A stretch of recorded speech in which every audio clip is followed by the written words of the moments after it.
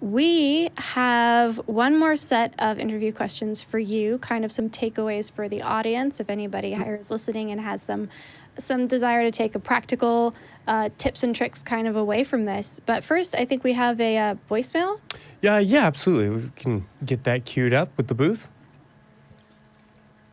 And this is a former person who is on the show? Yeah, so we, I guess, want to remind people about our Ask line. That's 512-666-0-ASK. After this show is over, if you have a question, if there was something we didn't get to, or if you aren't able to watch the show live, we still want to hear your questions. We still want a chance to hear from you. So you can call that number at any time, day or night. Leave a voicemail up to 3 minutes. We urge you to be concise and to give us a chance to respond and hear from you.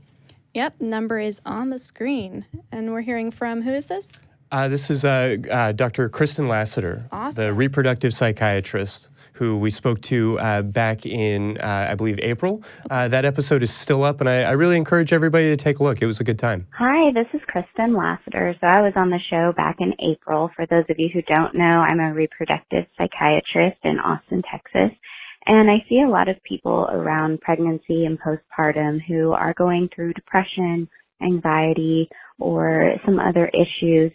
And one thing that I was hoping that the show could kind of talk about is how does the sexual relationship of a couple change after they have had a baby, and what are some things and some ways that they can help improve their sexual intimacy when they're also struggling with adjusting to life with a new baby, and why is that important for them as a couple?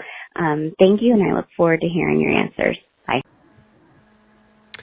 Good question. That is a whole series of questions, but I think super important ones because we do have this sort of cultural stereotype. I like to use CBS sitcoms as a punching bag, and maybe that's not fair, but then also maybe their writing is the problem. I think that it's so common that as soon as there's a baby, it's like we just take sex off the table, and then it becomes this incredible tension, and it's how long do you wait until, and he in a heteronormative couple, he's getting all frustrated and she's mad that he's mad, and it just doesn't need to be that kind of narrative. Even if penetrative sex, even if intercourse is not something that you're interested, immediately after being stitched up and having a small human being removed from your body, I can appreciate that, absolutely. But our sexuality is so much more than just intercourse. Even in a straight couple, that's not the limitation or the reality of sexuality. And so I guess the question of why is it important? Because sex is about bonding people together. It can be difficult when you're dealing with a young infant, when you're dealing with the late nights and all of these kinds of things, but it is still important to have that connection, to have that shared bond that is, pretty unique and special and not something that you put in front of other people, generally speaking.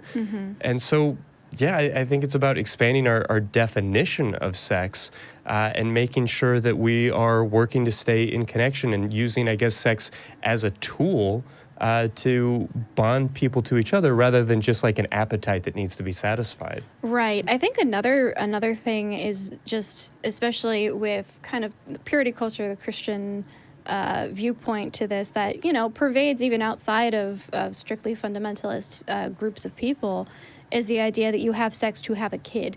So then once you have the kid, okay, well, I guess why are you needing sex? Why do you need sex now?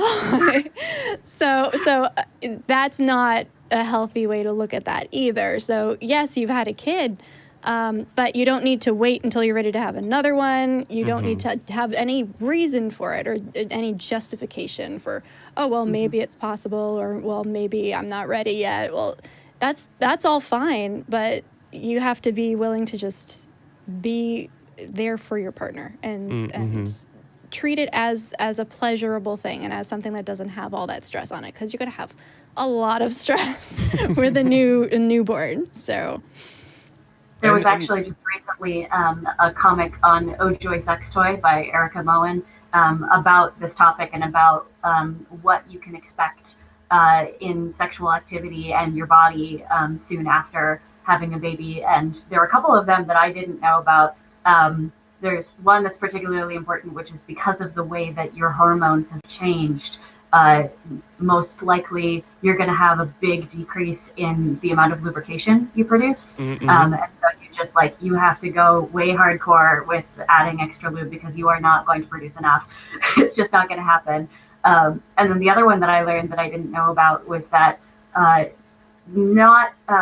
all women, maybe not even all, the majority of people that are pregnant and have babies have the experience of an orgasm being induced from breastfeeding.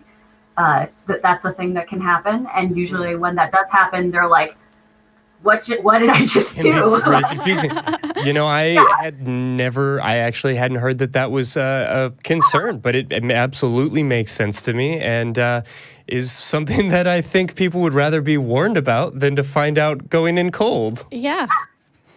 Also, so that's our PSA for the evening. Also, you can apparently spurt breast milk during orgasm, so that's fun.